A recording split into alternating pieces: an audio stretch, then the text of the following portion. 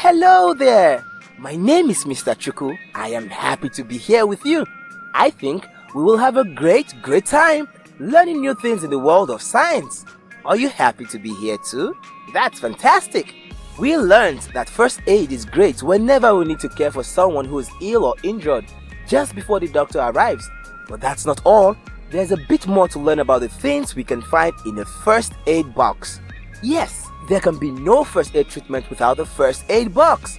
In many homes today, first aid kits or first aid boxes are important to have because children usually hurt themselves when they play, especially when they play really hard.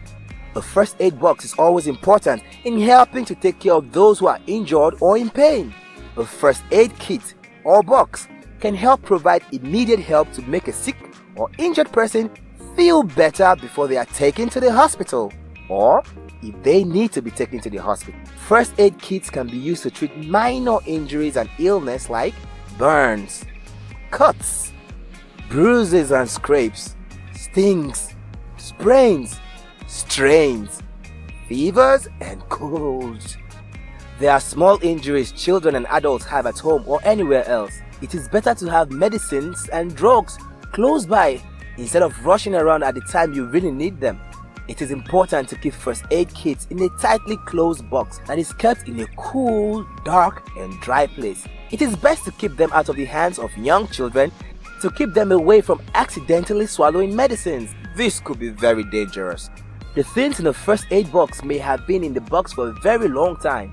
If this happens, we need to check the first aid box from time to time to throw away medicines that are no longer good for use. Lastly, it is also important to make sure children have memorized important phone numbers so that they can quickly call for help with the numbers of other family members if they need to. These are some of the things you will find in a first aid box. A first aid manual that teaches you more about first aid and how to use the things in the first aid kit. A list of phone numbers you can call if you need to call a doctor or someone older.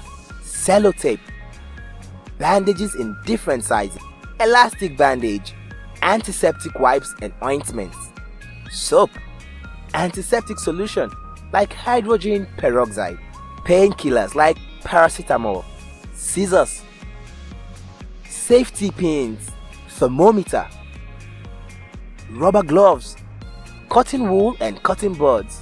First aid boxes should not only be in the home, they should also be present when people travel on long journeys. It is also important to carry a small first aid kit along with tablets, just in case they feel a bit sick or uncomfortable. And that's how much we will learn today. Now, let us remind ourselves some important things we learned in the lesson. A. A first aid box is always important in helping to take care of those who are injured or in pain. B. A first aid kit can help provide immediate help to make a sick or injured person feel better before they are taken to the hospital. C. First aid kits can be used to treat minor injuries like burns, cuts, bruises and scrapes. D. It is important to keep first aid kits in a tightly closed box that is kept in a cool, dark and dry place. E. First aid boxes should also be present when people travel on long journeys. Amazing! We've learned so much about first aid kits and the things inside them. But just before you go, let me ask you some questions about the lesson. They will help you remember things even more. 1. What would you need if you want to give quick help to someone who's injured or ill? Exactly! You're right! A first aid box. 2. Is it true that first aid kits can only be found in people's homes? No, this isn't true. First aid kits can also be used when people travel on long journeys. Amazing! It was so much fun to learn about the things we can find in a first aid box. In our next lesson, we will learn more interesting things. Until then, bye!